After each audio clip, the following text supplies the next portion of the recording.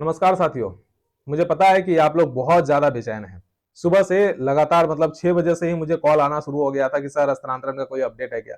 तो मैंने बहुत लोगों को ये भी बोला कि भाई अभी जो है स्कूल मॉर्निंग चल रहा है, लेकिन बाकी सभी जगह मॉर्निंग नहीं चल रहा है, सचिवालय मॉर्निंग नहीं चल रहा है ना। तो जो भी अपडेट होगी वो दिन में ही अपडेट आएगा, और उसके बाद और दिन में ऐसा अपडेट आया हाईकोर्ट का कि उसको देखने के बाद आप लोग और भी ज्यादा परेशान हो गए और लगातार कॉल मैसेज वगैरह ये सब करना शुरू कर दिए कि सर अब हमारा स्थानांतरण नहीं होगा क्या। ठीक है, 3 मुद्दे हैं जो आप लोगों का आज प्रथम मतलब आज रहा है। जो एक तो सबसे पहला कि ये लिस्ट कब तक जारी होगा, वो दूसरा है केस हो गया तो केस का जो रिजल्ट आया उससे हमारा स्थानांतरण पर प्रभाव पड़ेगा या नहीं। तीसरा जो है वो है हमारे बहुत जगह पे निर्वाचन आयोग द्वारा जो है वो लिस्ट मांगी जा रही है, सूची मांगी जा रही है शिक्षकों का कि कहाँ पे मतलब विधानसभा जो इलेक्शन होने वाला है उसको लेकर के। तो ये 3 मुद्दे हैं और इसको लेकर के आप लोग परेशान हो रहे हैं, और आज का वीडियो में हम यही जवाब देंगे आप सभी को। केस से रिलेटेड जो हमारा सबसे मुद्दा है, सबसे बड़ा मुद्दा है, जो आप लोग बहुत ज्यादा परेशान हो रहे हैं। ठीक है, हो सकता है मैं उस मुद्दे पर एक्चुअली कवर करना नहीं चाह रहा था, लेकिन इतना ज्यादा गलतफहमियां फैल चुकी है जो मुझे कवर करना पड़ रहा है। और कवर करने से बहुत सारे ऐसे लोग हैं जो नेगेटिव कमेंट करेंगे, हो सकता है डिसलाइक भी करें, हो सकता है वो गलियाएं भी मुझे कमेंट में, लेकिन वो मुझे कोई फर्क नहीं पड़ता, क्योंकि बहुत लोग परेशान भी है। बहुत सारी महिला शिक्षिकाएं, बहुत सारे हमारे भाई बंधु, बहुत सारे दिव्यांग, जिन लोगों का स्कूल अलॉटमेंट हो मतलब स्कूल अलॉटमेंट होने वाला है, डिस्ट्रिक्ट अलॉटमेंट हो चुका है, वो लोग भी परेशान है। तो भाई मुझे तो स्टैंड लेना ही पड़ेगा। ठीक है, क्योंकि मुझसे रहा नहीं जाता, सिंपल सी बात है, मुझसे रहा नहीं जाता। मैं गलत नहीं सुन सकता और ना सुनूंगा, और ना आगे भी कुछ इस प्रकार की हमारी कोई मंशा है। ठीक है, चलिए आ जाते हैं सबसे पहले। तो जो हमारा केस हुआ है उसका लेकर के, वीडियो थोड़ा लंबा हो सकता है तो आप लोग फास्ट करके देख लीजिएगा। जो केस हुआ है वो एक केस हुआ है हेडमास्टर और हेड टीचर की पोस्टिंग से रिलेटेड, वो हमारा स्थानांतरण से उसका कोई ताल्लुक नहीं है। दूसरा केस हुआ है जो विशिष्ट शिक्षकों का पोस्टिंग से रिलेटेड, उसको ट्रांसफर से कोई लेना देना नहीं है। ठीक है, पोस्टिंग से रिलेटेड ट्रांसफर से कोई लेना देना नहीं है। अब आप बोलेंगे कैसे लेना देना नहीं है सर, तो चलिए आप लोगों को समझाता हूं। इन लोगों का जो है ना, एक नियोजित पहले टीचर थे, उन लोगों को सीएम के द्वारा ये कहा जाता है कि एक मामूली परीक्षा लिया जाएगा, और शिक्षा विभाग द्वारा ऐसा कहा जाता है कि एक मामूली परीक्षा लिया जाएगा और इन लोगों को राज्यकर्मी बनाया जाएगा। ठीक है, अब वो परीक्षा मामूली था या टफ था वो मैंने क्वेश्चन पेपर नहीं देखा, तो मुझे आइडिया नहीं है कि वो परीक्षा मामूली था या टफ था। ठीक है, लेकिन राज्यकर्मी बनाया जाएगा, और राज्यकर्मी बनाने के बाद क्या होगा, जिस प्रकार से हम लोग एक राज्यकर्मी है तो हम लोगों को बिहार राज्य में किसी भी जगह पे हमारा स्थानांतरण किया जा सकता है। ये राज्यकर्मी का मतलब ये नियम होता है। ठीक है, कि राज्य में किसी भी जगह पे हमारा स्थानांतरण हो सकता है। ठीक है, सेम वैसा ही उन लोगों का भी था कि आप लोगों को 3 जिला चुनना है, और जिला चुनने के बाद मतलब एग्जाम जो फॉर्म भरे ना उस वक्त, ठीक है, 3 जिला चुनना था। उसमें से उन लोगों को जिला अलॉट किया गया, बहुत खुश हो गए कि जिला मिल गया, जहां पे मनचाहा जिला था वहां पे उन लोगों को मिल गया। उसके बाद अचानक से एक दिन जो है नोटिस निकलती है कि अब जो है वो इन लोगों को नियुक्ति पत्र मिल गया था, औपचारिक नियुक्ति पत्र मिला था, उसको रद्द कर दिया जाता है। और उसके बाद एक नियम निकलती है कि अब आप लोगों को जिला नहीं बल्कि 10 आपको अनुमंडल चुनना है। और 10 अनुमंडल मतलब जिला नहीं अनुमंडल चुनना है, तो जिला के अंदर ही अनुमंडल आता है ना। ठीक है, एक जिला के अंदर 2-3 अनुमंडल, 4 अनुमंडल भी हो सकता है। ठीक है, तो उस प्रकार से अनुमंडल चुनना है। ठीक है, तो ये भी एक मेरे हिसाब से तो ये भी एक ठीक ही था, लेकिन कुछ लोगों को नेगेटिव लग सकता है कि 10 अनुमंडल चुनना है, ये तो 3 जिला पार कर देगा, हमको जो जिला मिला हुआ था उसी जिला में रख देता। ठीक है, तो वहां पे आकर के क्या होता है कि ये लोग जो है केस के रुख अपना लेते हैं। ठीक है, तब जाकर के सरकार भी कहती है कि चलो ठीक है, आप लोग अगर वहां पे अनुमंडल नहीं चुनने के पक्ष में है, आप लोग जाने के पक्ष में नहीं है, तो आप लोग क्या कीजिए, जहां पे आप लोग हैं वहीं पे रहिए, वहीं पे आप राज्यकर्मी बन जाइए। ठीक है, इतना अच्छा ऑफर मिला और इन लोगों को वहीं पे ज्वाइनिंग करा दिया जाता है। ठीक है, उसके बाद फिर साथ ही साथ उस लेटर के साथ ही साथ ये भी निकलता है कि आप लोग अपने स्वेच्छा से अभ्यावेदन देंगे, जिनको भी स्थानांतरण चाहिए। पहले जिला की ऑप्शन थी, अब जिला नहीं बल्कि आपको 10 पंचायत चुनना है। ठीक है, तो जो भी विशिष्ट भाई बंधु थे हमारे, जितनी भी शिक्षिका थी, हमारी बहन थी, सभी लोगों ने पंचायतों को चुना। पर जहां पहले जिला चुनना था वहां पे अब पुरुषों को पंचायत का ऑप्शन मिलने लगा।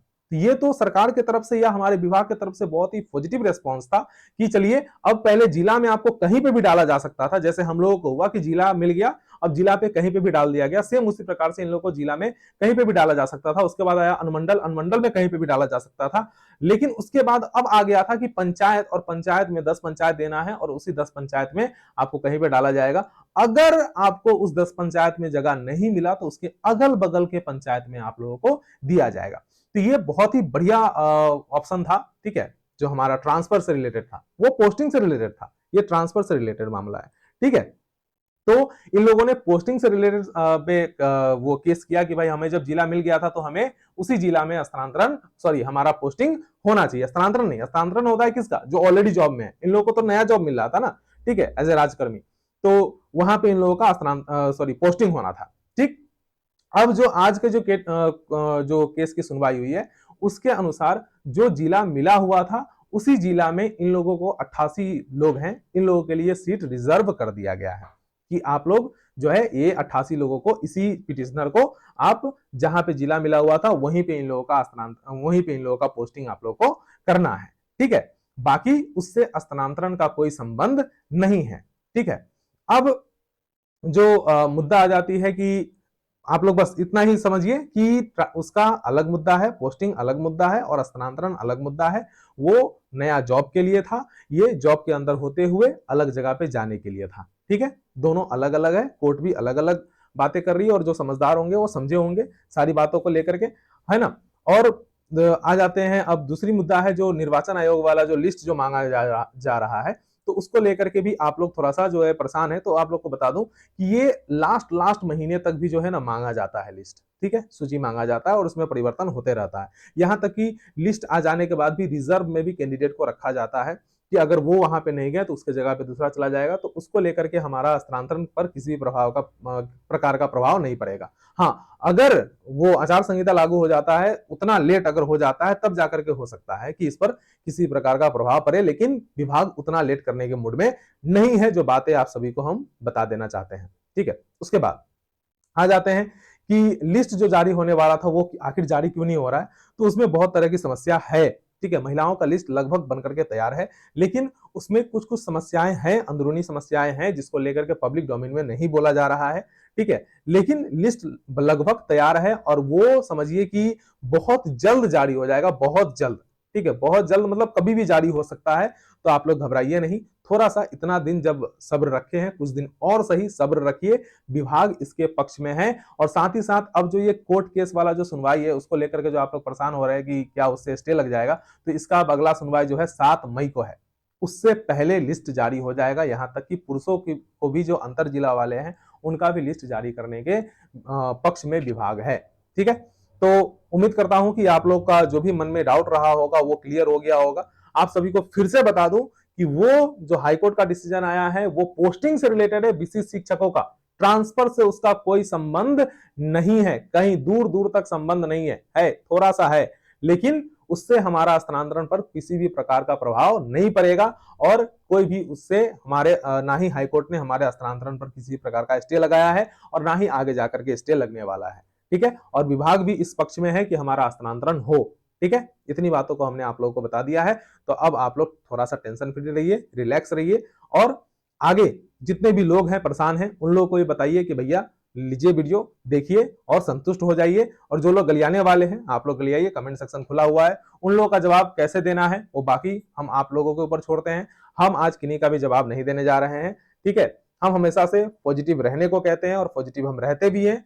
पॉजिटिव रहिए, पॉजिटिव सोचिए, जैसा सोचिएगा वैसा होगा। परेशान रहिएगा तो और ज्यादा परेशान होइएगा। अभी परेशान होने का समय नहीं है, क्योंकि परेशान होइएगा बीमार पड़िएगा, बीपी बढ़ेगा आपका, मतलब वो तो हो ही रहा है ना, इतना लेट हो रहा है तो परेशानी तो हमारा भी बढ़ रहा है, ठीक है। हम भी चौथे चरण में आते हैं, तो 4th फेज में आते हैं, तो जब तक 3rd फेज का नहीं होगा हमारा भी होगा, तो मतलब हम भी थोड़ा सा परेशान है, लेकिन परेशान होने से हमारा स्थानांतरण नहीं होगा, ठीक है। स्थानांतरण तभी होगा जब शिक्षा विभाग चाहेगी, और शिक्षा विभाग चाह रही है कि हमारा स्थानांतरण हो, तो हम लोग उनको रिक्वेस्ट कर रहे हैं। हम लोग तरह तरह से अपने तरीके से जो भी हो सकता है हम लोग करके स्थानांतरण करवा रहे हैं, और मतलब करवाएंगे, सॉरी करवाएंगे क्या, मतलब सर कर रहे हैं, एसीएस सर कर रहे हैं और हमारा शिक्षा विभाग कर रहा है, हम कुछ नहीं कर रहे हैं, हम लोग तो बस अपना कोशिश कर रहे हैं, ठीक है। तब तक के लिए उम्मीद करता हूं कि आप लोग को सारा डाउट क्लियर हो गया होगा।